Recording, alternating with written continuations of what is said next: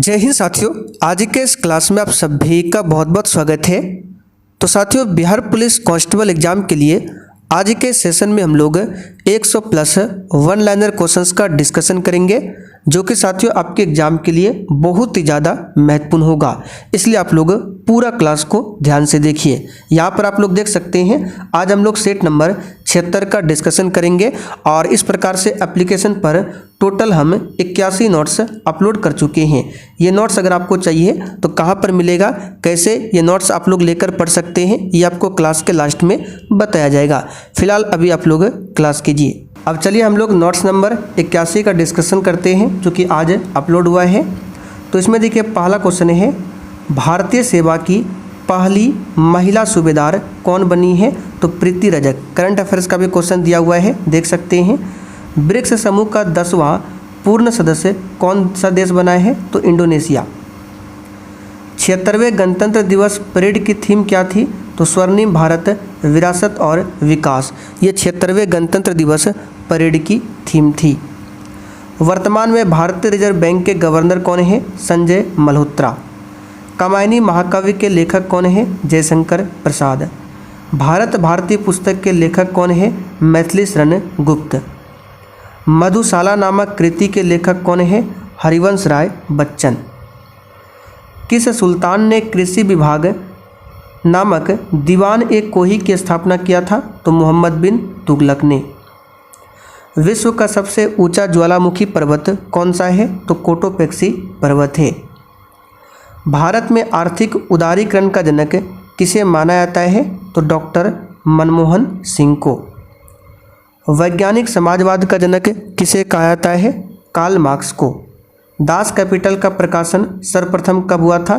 तो 1867 में। और देखिए साथियों, जिन्होंने अभी तक सेशन को लाइक नहीं किया है, आपसे रिक्वेस्ट है आप लोग सेशन को साथ में लाइक करते हुए चलिए। किस महादेश में एक भी ज्वालामुखी नहीं है? तो ऑस्ट्रेलिया महादेश में। किस राजा का नाम हाथी गुफा अभिलेख के साथ जुड़ा है? तो राजा खारवेल। नेपाल की सबसे लंबी नदी कौन सी है? तो कर्णाली नदी। बिहार का कितना प्रतिशत क्षेत्र वनों से आच्छादित है? तो 0.07%। बिहार में सबसे अधिक वनावरण क्षेत्रफल के अनुसार वाला जिला कौन सा है? तो ये है कैमूर। कहवा का अधिकतम उत्पादन किस देश में होता है? तो ये ब्राज़ील में होता है। ब्राज़ील को कहवा का पात्र बोला जाता है। अच्छा, भारत में कॉफ़ी का अधिकतम उत्पादन करने वाला राज्य कौन सा है? तो ये है कर्नाटक। और साथ ही ये नोट्स से किसके लिए काम करेगा? जिनका जीके जीएस लगता है कि आपको वीक है, आपका जीके जीएस वीक है, तो इस नोट्स को पढ़ सकते हैं। ये नोट्स आपको एग्जाम में काफ़ी दूर तक हेल्प करेगा, ठीक है। केंद्रीय मृदा संरक्षण बोर्ड का गठन 1953 में। भारतीय कृषि अनुसंधान परिषद ने मिट्टी को भारत में कितने भागों में बांटा है? तो 8 भागों में। सीमा सड़क संगठन की स्थापना कब हुई थी? 1960 में। सिडवी बैंक की स्थापना कब हुई थी? 1990 में। नाबार्ड बैंक की स्थापना कब हुई थी? 12 जुलाई 1982 को। चिली की राजधानी कहाँ पर है? सेंटियागो। सेंटियागो जो है शराब उत्पादन के लिए प्रसिद्ध है। और यहाँ पर देख सकते हैं, जिनको भी ये नोट्स चाहिए तो यहाँ पर हमारा व्हाट्सअप नंबर है, इस पर मैसेज करके बता सकते हैं कि सर हमें नोट्स चाहिए। वहाँ पर आपको एप्लीकेशन का लिंक और एक वीडियो का लिंक मिलेगा, उसमें बताया जाएगा किस प्रकार से नोट्स आपको अपने मोबाइल में डाउनलोड करना है। या फिर अभी रुक जाइए, क्लास के लास्ट में आपको बताएंगे कहाँ से ये नोट्स मिलेगा। पक्षियों का महाद्वीप किसे कहा जाता है? तो दक्षिण अमेरिका को। इस पर स्टार मार्क कर लीजिए। आटाकामा मरुस्थल कहाँ है? उत्तरी चिली में। डीआरडीओ की स्थापना कब हुई थी? 1 जनवरी 1958 को। संस्कृति के 4 अध्याय किसकी रचना है? तो ये राष्ट्रकवि दिनकर की रचना है। किस व्यक्ति को राष्ट्रगुरु के नाम से जाना जाता है? सुरेंद्रनाथ बनर्जी को।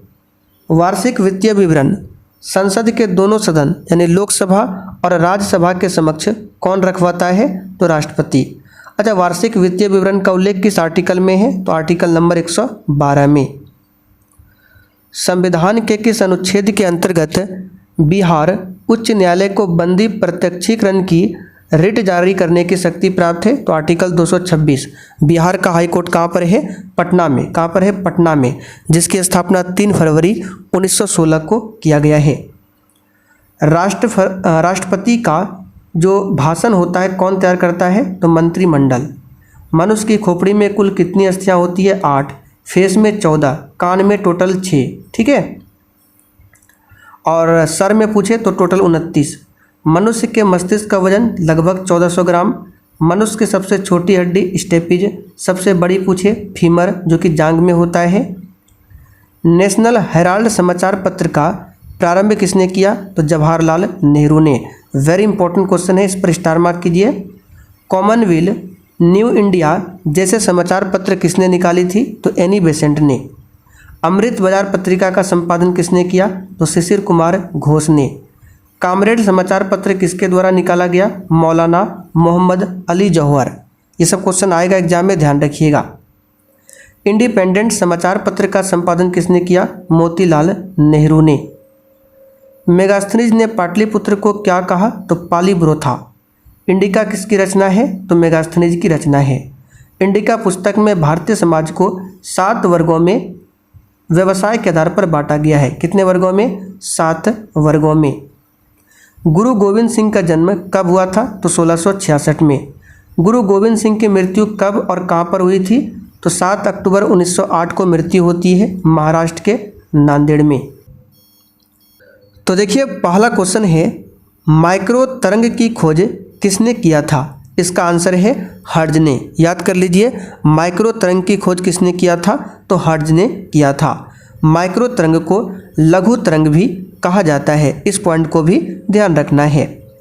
दूसरा क्वेश्चन देखिए, इटली के एकीकरण का नेतृत्व किसने किया था? इसका सही जवाब है काउंट काबूर ने। किसने किया था? काउंट काबूर ने। यंग इटली संगठन की स्थापना किसने किया था? तो मेजनी ने किया था। ठीक है, याद कर लीजिए, यंग इटली संगठन की स्थापना किसने किया था? मेजनी ने। रेड शर्ट नामक सेना का नेतृत्व किसने किया था? गैरीबाल्डी ने। अगला क्वेश्चन देखिए, इटली का प्रथम राजा कौन बना था? तो विक्टर इमैनुअल द्वितीय इटली का प्रथम राजा बना था। रोम किस वर्ष इटली में शामिल हुआ था? तो 1870 में। इटली का एकीकरण किस वर्ष पूरा हुआ? 1870 में। अगला क्वेश्चन देखिए, इटली के एकीकरण में यंग इटली आंदोलन किसने शुरू किया था? मेजनी ने। रोम इटली की राजधानी कब बना? तो 1871 में। मैथिली भाषा का विकास किसके शासनकाल में हुआ था? तो कर्नाटक राजवंश के शासनकाल में। बिहार का प्रथम राजभाषा पूछे कौन सा है? हिंदी। बिहार का द्वितीय राजभाषा पूछे उर्दू। बिहार का तृतीय भाषा पूछे मैथिली। ये आपको ध्यान रखना है। भारत में पर्यावरण विभाग की स्थापना कब की गई थी? तो 1 नवंबर 1980 को। अच्छा, भारत में पहला वन नीति कब आया था? तो 1952 में। कब आया था? 1952 में। अच्छा, राष्ट्रीय वन नीति कब आया था? तो 1988 में। वन्य जीव संरक्षण अधिनियम कब आया था? 1972 में। पहला पर्यावरण शिखर सम्मेलन कब हुआ था? 1972 में। स्टॉकहोम सम्मेलन कब हुआ था? 1972 में। चलिए आगे देखिए, यूएनईपी की स्थापना कब हुई थी? 1972 में। यूएनईपी का मुख्यालय कहाँ पर है? नैरोबी केन्या में। यूएनईपी का फुल फॉर्म क्या है? United Nations Environment Programme. ये यूएनईपी का फुल फॉर्म है। अगला क्वेश्चन देखिए, पर्यावरण संरक्षण अधिनियम कब आया? 1986 में। वेरी इंपॉर्टेंट क्वेश्चन है, इसको याद कर लीजिए। उपभोक्ता संरक्षण अधिनियम कब आया? तो ये भी 1986 में। वायु संरक्षण अधिनियम कब पारित हुआ? 1981 में। वन संरक्षण अधिनियम कब आया? 1980 में। पहला पृथ्वी सम्मेलन कब हुआ था? 1992 में। कहाँ पर हुआ था? रियो डी जेनेरियो में। वुडलैंड सम्मेलन कब हुआ था? 1987 में। मानव अधिकार अधिनियम कब पारित हुआ था? 1993 में। जैव विविधता अधिनियम कब आया था? 2002 में। ये जो भी बता रहे बहुत ज़्यादा इंपॉर्टेंट क्वेश्चन है।